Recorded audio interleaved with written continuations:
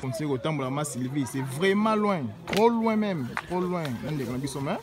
Musala les musala, il faut toya kosala, musala ndenge, batonzo basenga ki quoi. Donc on a des biso artistes. Ya yembe la kankolo des artistes. On a so kende. On a commune à Kalamu, bon na mai, je pense que tu as commune à Makala. Je pense que bon déjà mai.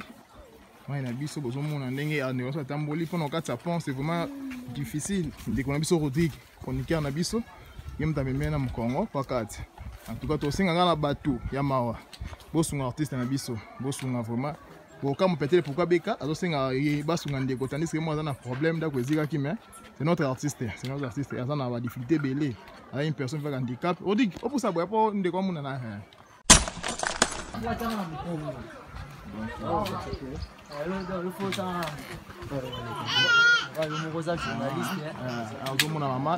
Il faut azala na Congo pour amatabia kende pour boya kotambola te.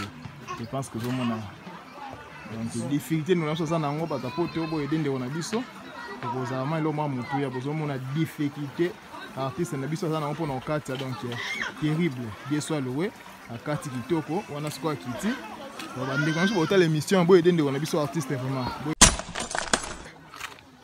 Ça la biso plaisir tout le baboy parce que tout là maman biso malamu maman Emilia baningate komona mutalela maman Simon baningate komona mutalela maman Florence Kisala maman Elodie la maintenance en tout cas maman biso Emilia mutema pas Johnson amoni boy salié ça c'est makasi tolinga Congo tolinga Congo Congo mboka na biso tolinga Congo tolinga Congo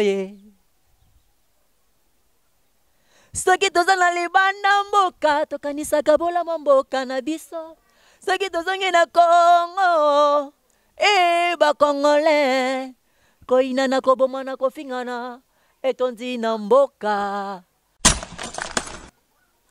tanga ekola mosala po yozala moto na société na gouvernement handicapé yoza moto tika kulilalela tika kosenga senga luka yebande musala polobe kosunga yo na vi na yo lelo kosenga lobi nani akopesa yo bongo te en général oza général ke mo robimisa eza conséquence nango vraiment so eza malamu vraiment au retirer mo lo baki wana c'est pas bon luko retirer mo parce que handicapé ba sepeli te la phrase lo baki wana. Donc pour nga général ka son la longole ndeti tamtu nanga donc akolukanga ndia lobi ka lukanga na ba media tout na bandoleka na ndolo beleloko Sivi yaka sivi na natondia wana posa bolingo Amerike balobinga no tobetatu na planète Vénus Mars CP Jupiter Ousmane baba tata bande ko bana mikolo pe baleki boy baketo ana site ya sika to ana site na biso ya sika na pombo ya Sylvie Mode TV officiel bobuka na te boya ebele ngaja na sina s'abonner boya ebele bobuka na te to sengi bato ba s'abonner ya mingi na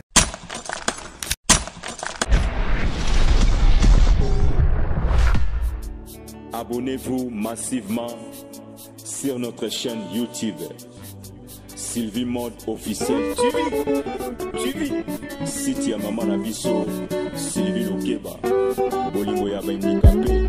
Abonnez-vous na site oyo Sylvie Mode officiel TV Sylvie Mode officiel TV boya s'abonner na officiel TV Mode Sylvie TV. S'abonner na site ya Maman Nabiso Sylvie Mode TV officiel. Boya s'abonner boya ebele. Boya sitete boya s'abonner bokozwa makambo ya kitoko. S'abonner ba diversité nyonso ezali makambo ya kitoko sans polémique parti prité makambo moko ya malamu na site oyo Sylvie Monde officiel TV.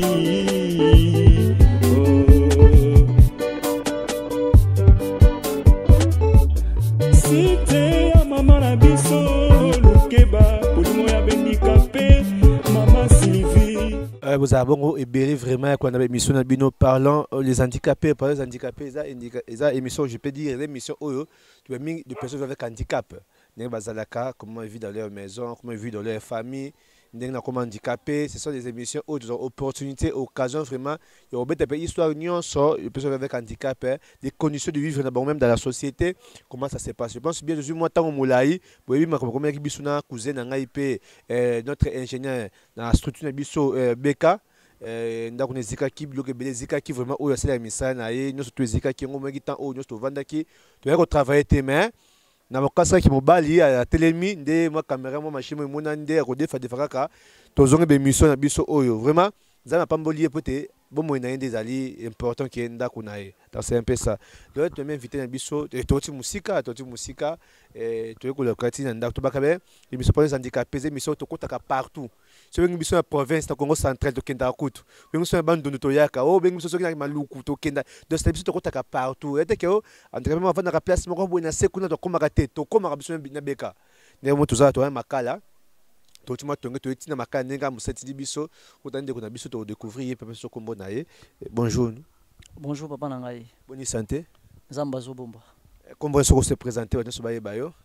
Kombo nange zali Jérémy Sani Sabasiama, surnom handicapé Azamoto Azaïtul. Frère Jérémy, bon frère Jérémy et pas nayo, je pense bien sur ma Sylvie.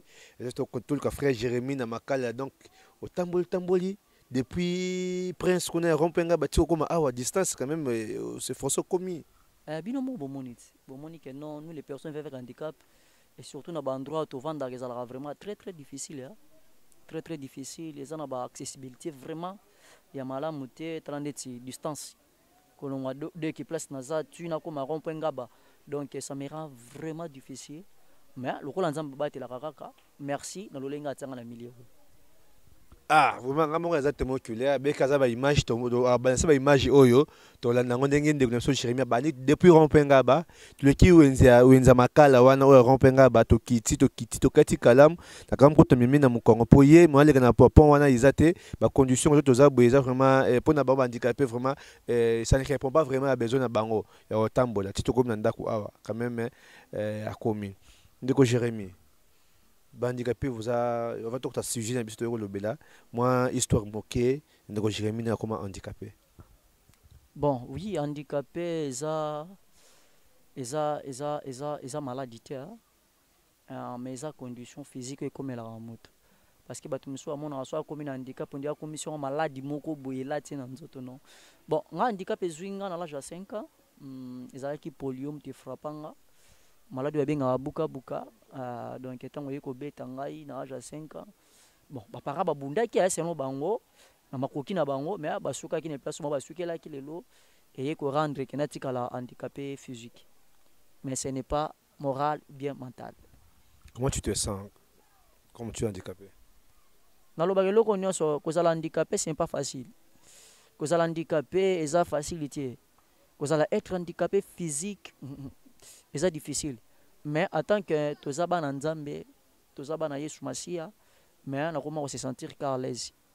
Na mimo na kana za na à l'aise parce que ata na misali nyonso na kolongwa o na zati do na za handicapé. Est-ce que vraiment la vie handicapée il y a des avantages ou des avantages? Oui.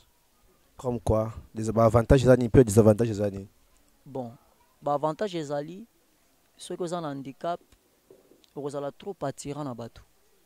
Pe ils ont trop aimé na bateau amitié mamalamu.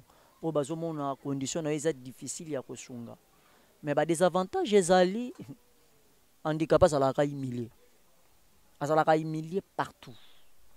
Loba akutana na bateau, baza na maturité, ba comprendra moyen de vie, ba comprendra savoir à vivre pardon. Voilà ndo komona moi ba avantage ezali ndete lo mona to loba na to landa général na biso awoti ko soulever ba policier congolais baza lokola ba handicapé o basenga na nzela ata yo moko. Est-ce que okoki vraiment ko imaginer na ba façon wana un général hein, général azokamba ville oyo lobake bandicapé bazali lokola bapolicier bazali lokola bandicapé basengaka na balabala eza déjà badiscrimination tala babiloko ya ndenge wana donc eza vraiment pasi. Tous allés en pleine émission, parlons des handicapés, et de mettre ma surtout notre frère Jérémy. But émission, ma Sylvie, je dis ça chaque fois et je répète ça parce que beaucoup de gens, au moment de l'émission, handicapé, vous dans YouTube, vous êtes toujours de bêtises, des choses inutiles. Maramou Zangati, bon, Rodrigue Neza chronique, dans la spécialité, dans la politique, et dans aussi handicapé. Je parle des handicapés et je parle de la politique. Je voulais un peu parler aux phrases vraiment, les autorités à Kinshasa sont comment? Moi, je ne sais pas personnellement comment Morel est-ce que la peine éthique de déontologie vraiment? Il y a chef, vraiment. La discrimination. Et chez Bango, vraiment. Comment tu peux qualifier des policiers comme des mondiaux, souvent des handicapés? Comment? Toi, tu es le chef, tu es le commissariat général de la police nationale congolaise de la ville de Kinshasa. Tu es là. Tu gères beaucoup de policiers ici dans la ville de Kinshasa. Mais tu réagis comme si tout le monde ceux qui je vais dire quoi beka bato bagrade ya sebe ngobana le roi basoda oyo bengo banani basoda wana ase wana bambolombolo mwa wana bongo te général oza général ke mo robimisa eza conséquence nango vraiment soyez à malamu vraiment au retirer mo le baki wana c'est pas bon le corps retirer mo parce que handicapé ba sepeli te la phrase le baki wana c'est pas nango te so dans émission so tout dans émission yo bandé biki ba posa o mega peko ko s'excuser la phrase le wana les handicapés sont des personnes comme nous. Ils vivent comme nous, ils sont comme nous. Juste forme quand nous autres on résout le problème. Bon yo so comme handicapé, ba fingo bongo.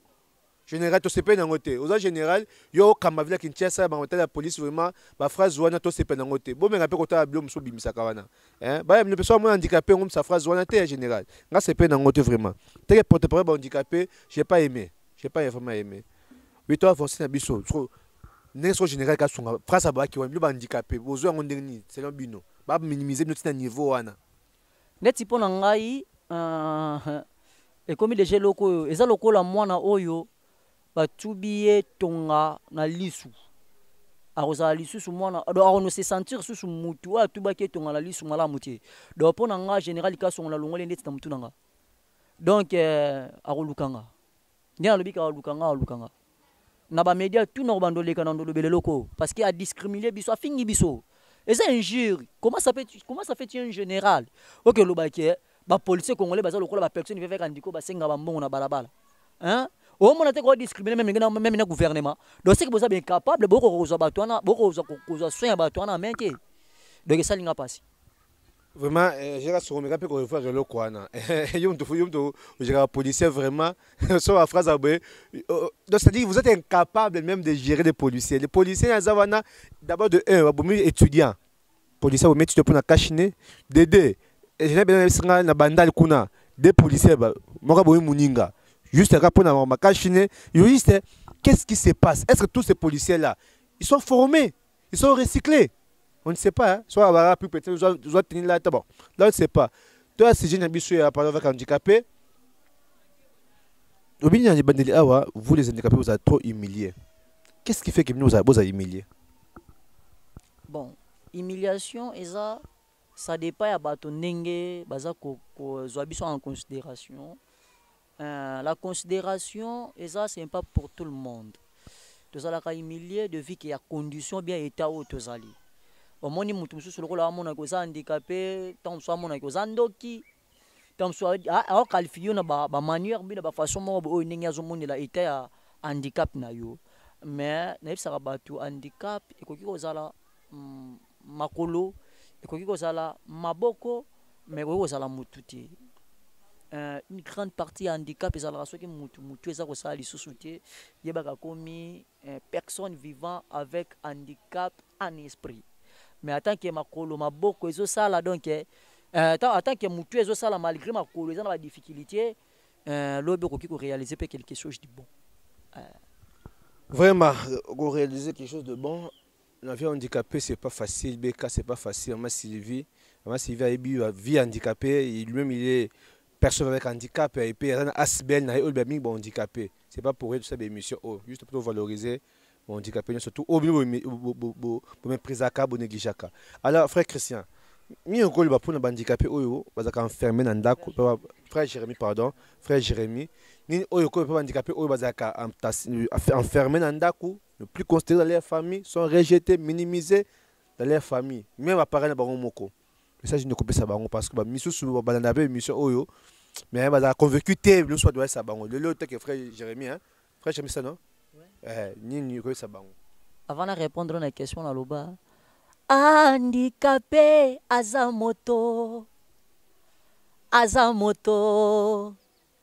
azaiti lelo ekoma na bafamille bakoma na bango seko kabola soki baboti mwana handicapé bakomi nde konéglige na banzela na bakartier bachofer bakomisa biso lokola bato oyo bazanga ntina yango nga na yembi aza ndeko aza moto aza utile handicapé aza moto aza utile nde nauti koloba la considération eyaka ntango yo opesi mutu wana considération oyebi ntango yo moko mipesi considération omoni omomaki nga to nazalaki na famille namonaki mpe mwa humiliation ezalaki mwa moke mais kati nana nde koloba il faut ke namipesa valeur namipesa considération ntango nzambe aye koinspire nga na musique malgré naza mainteneur nasala maintenance malgré na derara nango vraiment pena pas suivant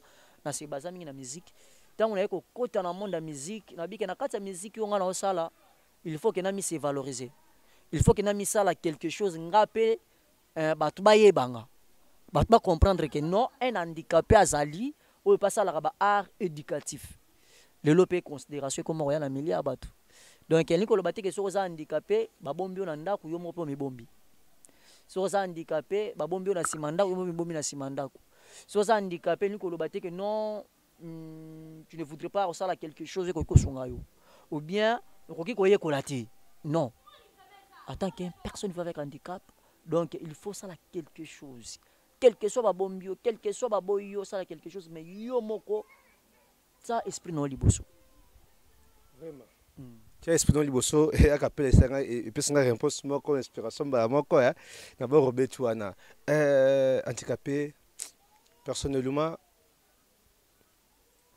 quand handicapé azali liboso ba valide il sentirait un peu comme si tu es étranger, moi, boye.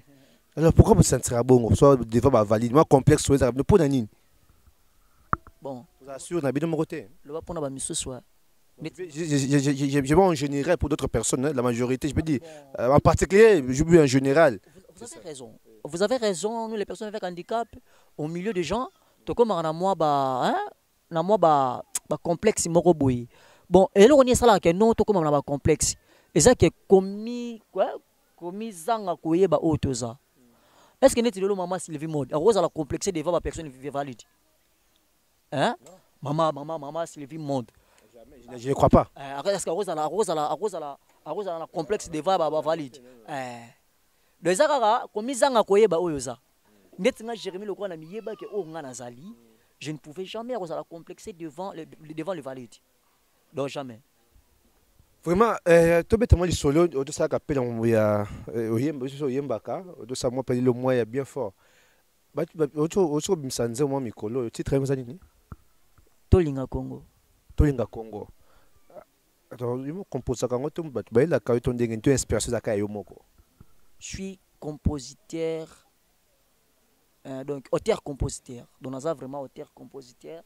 Na composeur banze mbunanga moko. Malgré j'ai une équipe où ça que basungaka na mwa ba idée soki nazwi idée donc idée de base na memeli bango après ce que biso nyonso totila ngo mayele mais auteur izalaka ngai pourquoi tosunga Congo pourquoi titre wana tolinga Congo oui pourquoi tolinga Congo titre wana pourquoi ndenge Congo ezo kendele est-ce que tolingani ndeka Congo ezo kendele est-ce que tolingani malgré na poser question ti mais na lobi kaka ndenge Congo ezo kendele est-ce que tolingani talaka nemboka na biso komi na bulu yeke na désordre devenu zandeni nemboka yekendele mabe to madame mabe c'est son moi capel to ka mboka ndenge nini nzembo wana eza babiloko ya kitoko tie biso na kati bepesa bio tie kati ya nzembo wana. Tolinga Congo tolinga Congo, Congo mboka na biso. Tolinga Congo tolinga Congo soki toza na libanda mboka tokanisaka bolama mboka na biso. Soki tozongi na Congo bakongole koinana kobomana kofingana etondi na mboka tolinga Congo. Soki banzoko baza kobunda matiti nde monaka pasi bituma na bino bakonzi population aza konyokwama bakonzi bolinga Congo mboka na yo yango wana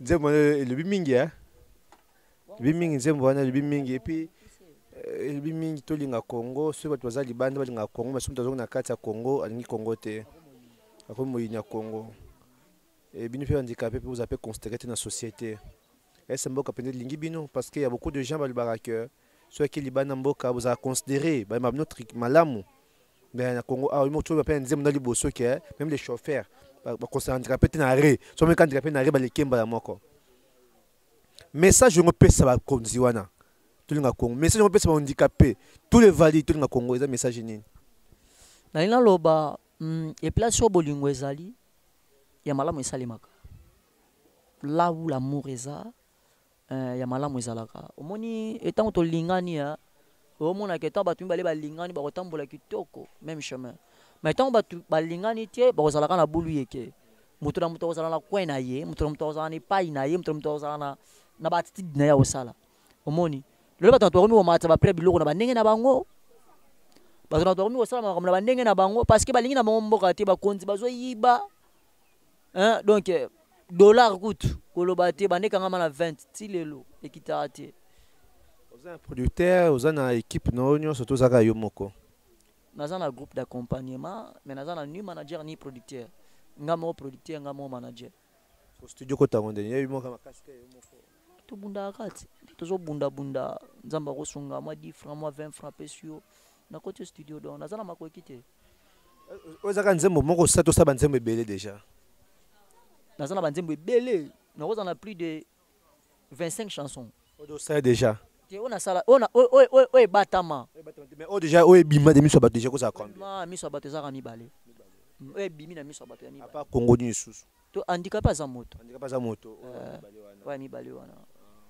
handicapé eza ya liboso ya mibale nde eza tolinga Congo déjà na plateforme nyonso to ndenge nini bon handicapé aza moto yebi kana bamonde sur internet ndenge ezalaka dake moto mosusu da azwaki yango akoti na plateforme na ye donc moyenga nazwa yango na koti na plateforme na nga eza te mais Congo déjà aza na plateforme na nga donc soko komi handicapé aza moto tu vis wana chaîne na nga omona nzembo handicapé za na kati message nini tennis que ça attend makasi parce que nous handicapés je peux dire beaucoup de gens mis à handicapé à ça que le côté à ça inapte et le côté moi ça te mais yo ça donne vraiment on attend là vraiment on ça m'appelle sur ya composer banzembo ya koyema en fois que to koza dans vraiment alors ba toi ça poto mingi ba mona rayo ba ebio message ko lancer bango na don oza on attend oza nango take oza personne avec handicap et le moi te mingi ba handicapé ba grand artiste ba grand star. Alors, message nous la célèbre bango baza poto pour le soutien au niveau ya équipe na yo. Bon, message na lancé pour na bana poto nazo pesaka no numéro na ngai. Na ebi ke Allemagne, Angleterre, Belgique, France, États-Unis, Canada, Irlande, Londres, boze belé, bato mitima malamu ou bazana makoki, bazana ba fondation, ou ba ko soutenir biso. Na repesa no numéro nanga plus 243 82 761 22 30 plus 243 82 761 22 30 plus 243 82 761 22 30. En tout cas naza na posa lisungi naza na posa aide naza na makokiti naza na ba capacité ti naza artiste musicien personne vivant avec handicap naza la ba art musique éducatif na boy na koyemba babuzoba nde bomona ba mise msulelo ba yemba ba bêtise na ba bêtise ba yemba ba pesa mo ba mbongo ba kabila mo ba mbongo ba kabila ba mituka mais biso to yena esprit ya ko éduquer masse ya ko éduquer population ya ko éduquer jeunesse mais ba rotala biso te mais na yebi ke nzambe azalaka na lola o asalaka na bandenge na ye to kokota loge te to kosimba kisi te mais na grâce à nzambe ana obima j'ai la foi bo soutenir nga bo tanga maboko mama Sylvie Mode oza mama ya motema malamu mama ya moteba bolingo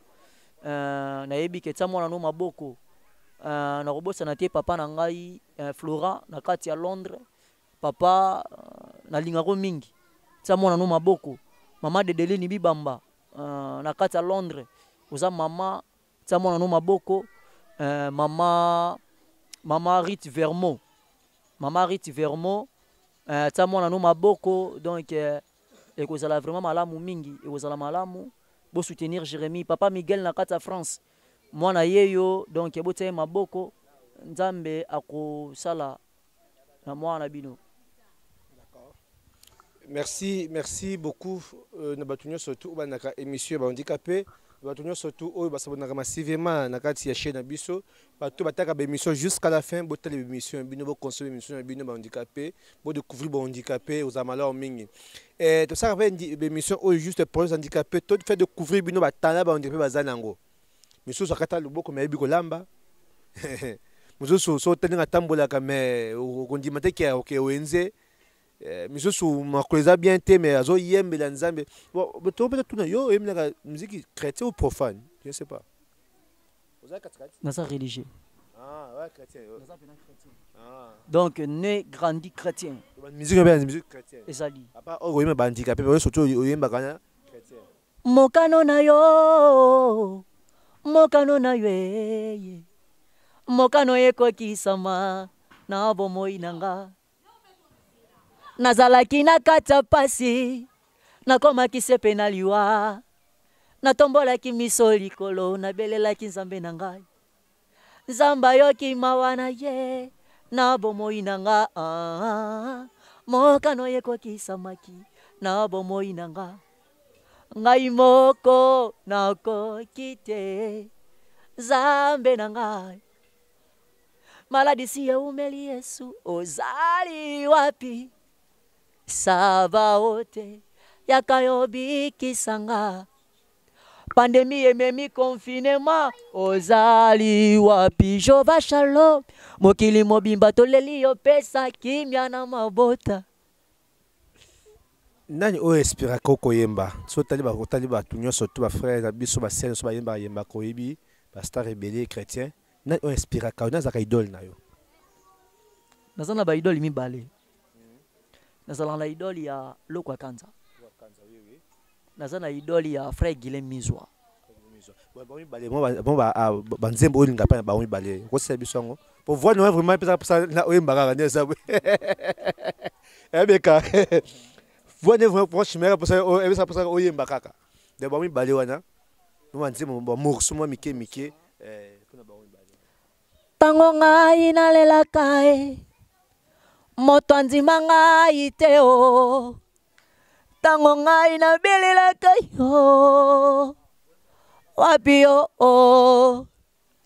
maya miso ekotanga bolingo na ngai keye nani akoyembela nga nzembo wana Lokwa Kanza oui donc il a une fois donc imiter une fois nae imiter une fois nae kana lobi kaza idole na ngai à mettre Lokwa Kanza place aux akuna vraiment ta frère na biso vraiment zo voix na yo dazo yemba donc première fois moi m'tazu voix na ye c'est pas na yo première fois dazo voix na yo so telle émission o contacter kamba moko pour que yo qui paraté oui ya qui paraté hein papa Lokwa Kanza papa ya mutema malamu pona ngai yana musicien moko ti o ya convaincre nga lokwa ye vraiment ado azalaka bien ngabe maestro plus que maestro Guilhem Mizwa nde na habité pour frère akufa déjà papa nga na ye pa na yo koyebisa yo bolingo motema na ngai tika etelo yembo na nga ekomela yo malasi kitoko nangwende na yo. Donc, aujourd'hui, tous les deux voix. Donc, il faut monter au Katani. Mais, le roi Wada Koufaye déjà, papa le quoi, frère Nabiso yo, yo qui pas raté, yo t'as raté ce qui n'a té, et puis yo n'a pas surtout. Donc, Nabiso a donné, avec un concert, un studio, on ne sait jamais dans la vie.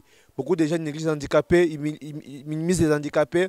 Tu as évité place dans le moment où nous avons eu côté misa étoile où ils ont gagné libota, tu as payé biso, peut-être que tu as pas handicapé, tu as conseillé le bongo.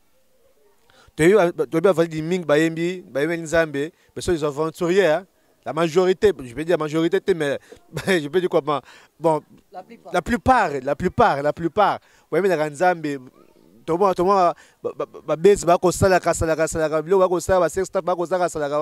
C'est pas digne d'être chrétien ou être frère chrétien. Mais c'est là qui sont des chrétiens, des véritables chrétiens qui craignent Dieu aussi, qui chantent bien pour Dieu et qui chantent bien pour notre pays. Ils sont là aussi. Mais il y a manque de moyens. Alors c'est pour ça que nous lançons cet appel. Tout le personne, tout le monde. On a émission à Bisso Oyo, beaucoup contacté de Bisso. Et on s'en a plaisir sur la bien que Rodo. Dans un studio, dans un bar, bientôt, dans un concert, dans un bétaboué. Pourquoi peut-on monter un concert? Pourquoi pas? Frère Patrice, tu as un économe sous peu, handicapé, pourquoi pas besoin de la belle, la belle handicapé, comme ça appelle Zambé? Et ça, madame, moi presque dans la émission de Bisso. Moi, question Souka, il y a faut clôturer plutôt que tout le monde dans l'émission de Bisso. Bandicapé ba senga ya balabala ba chaque bouton senga est-ce que c'est la comme l'âme no mona bango bongo tu poses un projet que sur combien niveau boé il faut dans soit placement encadré de na handicapé ba za envie wana te question na opesa bango e utaka na nzembo na yemba tanga ekola mosala po yozala moto na société na gouvernement handicapé yoza moto tika kolela tika kosenga senga luka yebande mosala polobe kosunga yo na vi na yo lelo kosenga lobi nani akopesa yo me yango suku yikoli mosala lelo yo lobi okozala moto dona lobi tanga yekola tika kosenga senga tika kolela malgré mutalelaka ne loko azanango ngana lela pono na zanango ti so na zanango oyo na zanango kati na ngai soki ba promouvoir ango lobi na za quelqu'un na mboka na biso donc eloko ngana lelela pona na eloko mobo kati na nga siko yozo lelwa ne loko te balobaka basungaka mutu azana 1 pour bapesa aider pour que Dieu wana soit salé effort et comme 3 4 5 siko yozana 0 ba opesa onini donc tout ba via ki mendicité eza vie malamu te bandeko nanga bandicapé nazo finga bino te naza ko yimilo bino te naza lokwa bino na yebi ba paso bozalaka nango na yeba souci bozalaka na kati ya mitema mais na yebi ke na bambongo pe bosenga wana botushaka quelque chose ndeti nanga na mwa mayelo nzamba pesanga soki na wazwa 10 000 chaque jour na koki jamais ko gaspiller 10 000 francs nyonso même ata 2 ou 3 000 4 000 ko zalaka na caisse soki na sali 1 mois na zana combien na sali 2 mois na zana combien est-ce que nous créer petite entreprise nangati ozomona que le na senga lobi na senga ba finga donc là c'est pas bien bande ko nanga besoin ka prise de conscience et ko ça malam boza prise de conscience ko ça malam de pesi mbote pe merci mine maman Alice Adeline place Azali maman mbote pe merci juste message dans ça sura ko lancer message na batunyo tout bazaka proche maman Sylvie maman yanga bolion maman te malamu maman ORBL ndako eziki maman leli maman bike mwana na suka wapi puis atreki belon te asungi belon puis batunyo surtout basungi cousin nanga asungi maître nanga o basungi toujours notre ingénieur notre structure to pesi no merci bien surtout asungi maman Emilia maman nani maman Al Marimbanza bien surtout to pesi no merci davantage dans ce qui est trop yango te merci maman chez tout kinsala merci maman nanga maman Blandine Machanga place aux akona na Paris na pesi pe mbote na pesi mbote mingi pe na papa nanga je pense j'ai oublié encore les noms na pesi mbote vraiment place aux ali yo ebika ro de moi na yo tu pesi mbote mutunyo surtout oyo soutenir maman Sylvie mutunyo surtout oyo toujours proche maman Sylvie mutunyo surtout oyo contribuer un plus pour la structure wana Maman Sylvie. Puis bah tout nous surtout ya WhatsApp Maman Sylvie, tu peux bino mbote mingi vraiment tu dois bino structure oyo Maman Sylvie à ça à Kinshasa, botika biso te. Bo sunga biso, so sunga biso te on a sunga biso. À chaque fois message oyo za ngamo personnellement ta ke chroniqueur, na on sa message ça mbote maman na ngai, ba dédicace à maman na ngai, mais bo ça peut bien plus chroniqueur. Ouais, Maman Sylvie ça ka oyo za niveau na épée, à ça kango.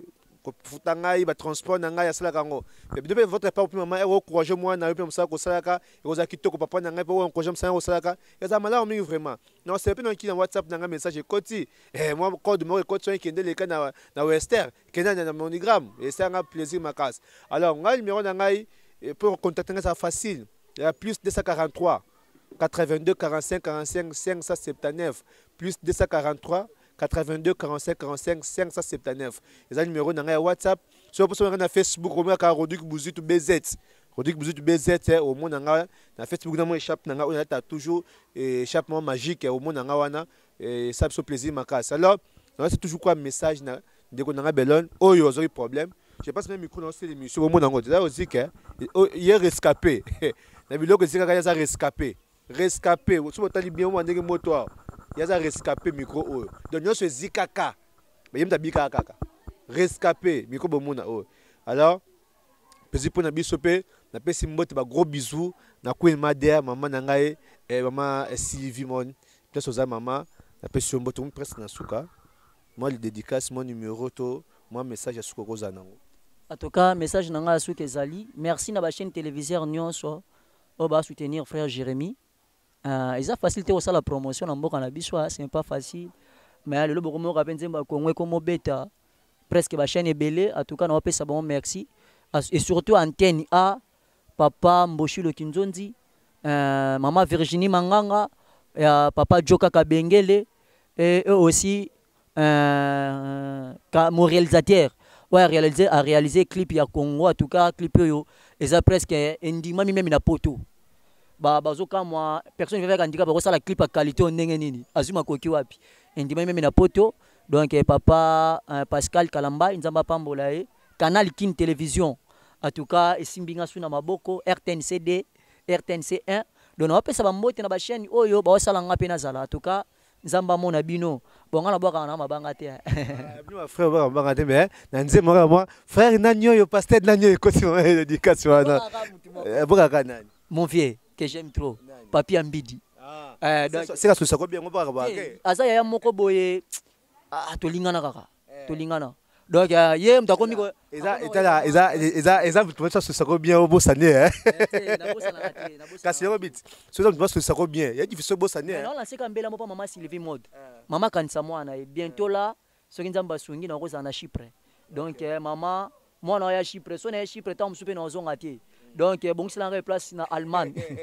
donc quand maman quoi rescapé hein quand maman dans le système de migration hein na migration te na que normal donc bientôt là donc na na Chypre donc kolonga na Chypre qui bossa biso te batamakala donc na simba ngana lobi ke na zana posa ya ko sala eloko moko pona ba personne vivant avec handicap donc handicapé esengeli biso to tsa bango maboko omoni ba maman Sylvie mode pour que azana eta wana ngono moni azosala makambo ezana belé pe bazana ba mbongo baleki maman Sylvie na nyonso mais ba pensera pe na personne vulnérable té mais maman Sylvie azo penser na biso pour que azomona ke ayebi ba difficulté oyo mais na bakisika numéro plus 243 82 761 22 30 plus 243 82 761 22 30 bobenganga partout dans le monde bokomelanga na ba WhatsApp bokulukanga na Facebook Jérémy Sanissa komika Jérémy Sanissa bozwanga donc ekozala malamu mingi mais nayebi ke bana poto bosepela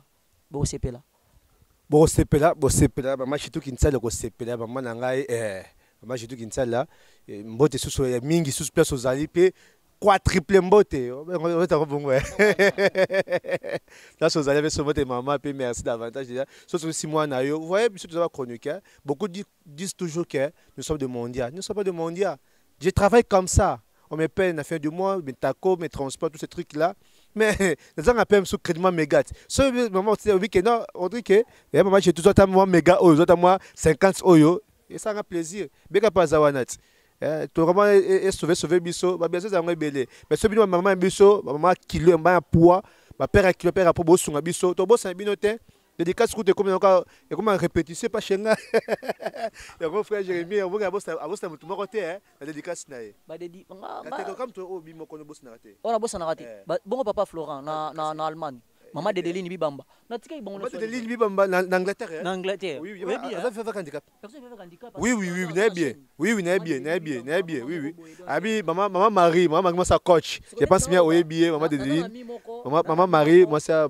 ya coach cloche Adam donc oya sala ke lelo na kota pe bamboka wana tuka malika azani allemand mais na saluer bambote belé amundele yimta asalinga mo grâce ya ko mena olobaka tina bombina mo so ke pe kuna ko bosa be biso to makala ta vous avez ce comme les Afrique kuna ba shawama kuna ko bosa ba to ya kwanga na de kabandi tesa ko to petit frère na Vladi ba monsieur ba silika merci beaucoup merci mutunyo surtout oyo asali ke monsieur kamala muna yemoko triple option bilan ko la beka tout un bon prochain numéro bye.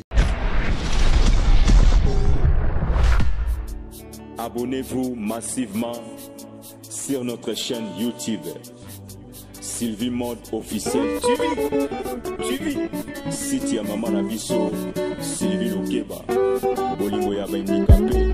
Abonnez-vous na site oyo Sylvie Mode officiel TV Sylvie Mode officiel TV boya bossa abonné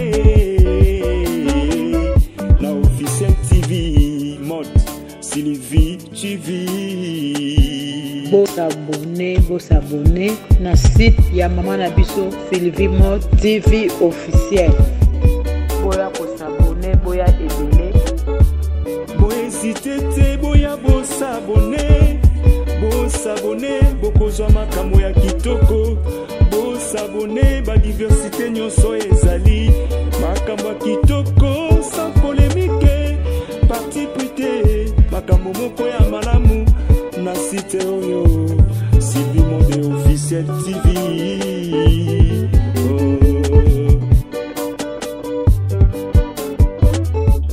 site ya Mama na biso Lokeba